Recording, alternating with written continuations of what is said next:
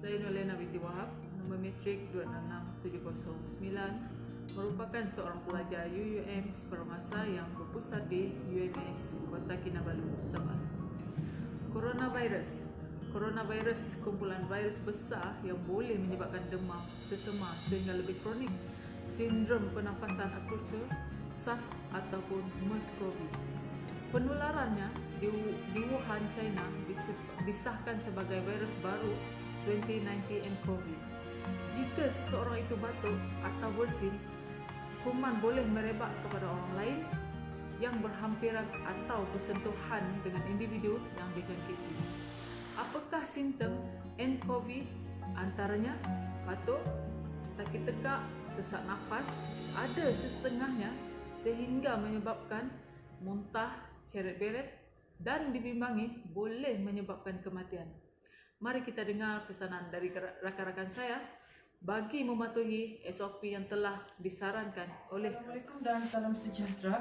Saya Nurfazila binti Awang Besar, nombor metrik 266188. Berdasarkan laporan Jabatan Kesihatan Negeri Sabah, jumlah kes positif baru COVID-19 pada hari ini adalah sebanyak 260 kes, menjadikan jumlah kumulatif sebanyak 33,371 kes. 3 kes kematian dicatatkan di daerah Sendakan. Takziah kepada keluarga yang terlibat. Pada hari ini, seramai 400 pesakit COVID-19 telah discharge sembuh dan hospital menjadikan jumlah kumulatif sembuh 30,283 orang. Jumlah 2,192 pesakit sedang menerima rawatan, iaitu 603 orang di hospital dan 1,589 orang di PKRC.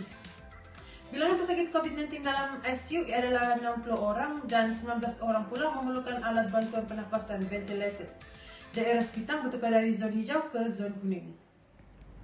Nasihat kesihatan berkaitan COVID-19, jadikanlah nasihat ini satu kebiasaan baru dalam harian. Langkah-langkah pencegahan, saya menyuruh kepada anda semua agar mematuhi langkah-langkah mencegah wabak virus. Segera ke hospital untuk pemeriksaan. Namun setakat ini masih belum ada vaksin untuk penyakit coronavirus. Sentiasa ingat, cuci tangan dengan air dan sabun dan sapu tangan ataupun tisu jika batuk atau bersin. Elakkan daripada memegang mata, hidung, mulut. Pakai peletup muka jika melawat orang sakit atau mengunjungi tempat orang ramai.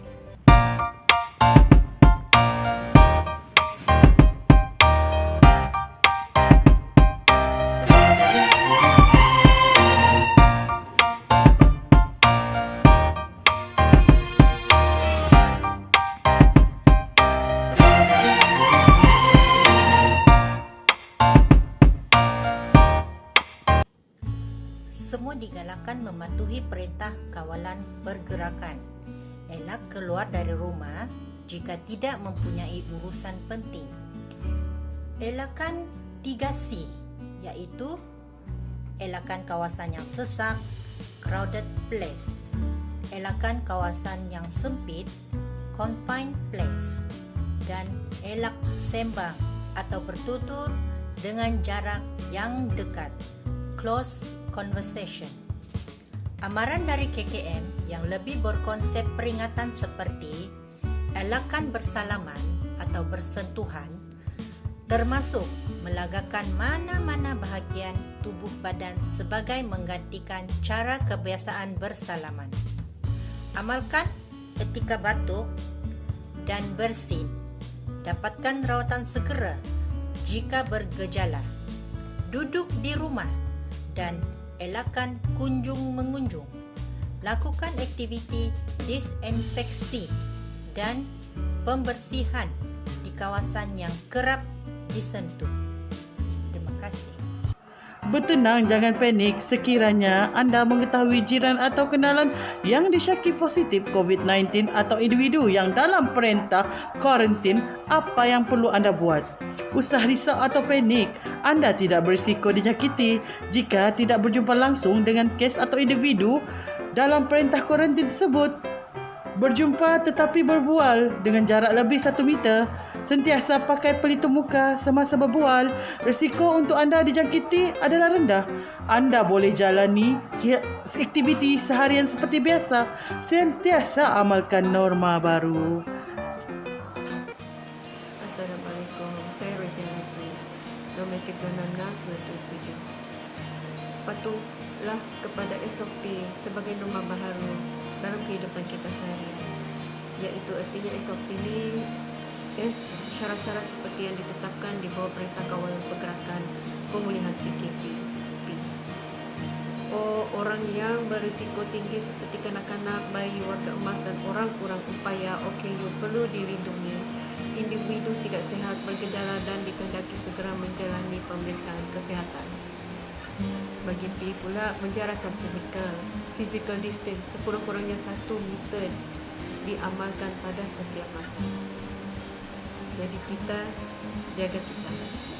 Assalamualaikum, saya Fadilah binti Setawi, nombor metrik 260929. Dalam hal ini, kita sudah tidak boleh mengharapkan kerajaan, pasukan kesihatan maupun pasukan keselamatan negara sahaja bagi mengekang penularan virus yang boleh membawa maut ini. Tetapi semua anggota masyarakat perlu memainkan peranan masing-masing. Jadilah masyarakat yang bijak, elakkan daripada panik, jaga kebersihan dan keselamatan diri dan tanggungan anda. Ikuti langkah-langkah pencegahan yang betul daripada pihak KKM dan WHO, sentiasa peka dengan perkembangan semasa dan elakkan penyebaran berita palsu. Marilah kita sebagai rakyat Malaysia sama-sama mematuhi Perintah Kawalan Pergerakan dengan mengelak keluar rumah jika tidak mempunyai urusan penting. Elakkan juga berkumpul atau menghadiri sebarang jemputan sosial. Jangan panik ataupun risau kekurangan barang keperluan kerana kerajaan kita telah mengambil langkah-langkah untuk memastikan barang-barang keperluan kita mencukupi. Dan yang paling penting, jangan sesekali bawa anak kecil anda bersama sekiranya anda hendak keluar membeli barang keperluan. Jaga kebersihan diri, sentiasalah membasuh tangan dan membersihkan diri selepas keluar dari rumah. Akhir kata, patuhi SOP, elakkan dari kawasan sesak, sentiasa membersihkan diri dan jangan lupa memakai mask. Sekian.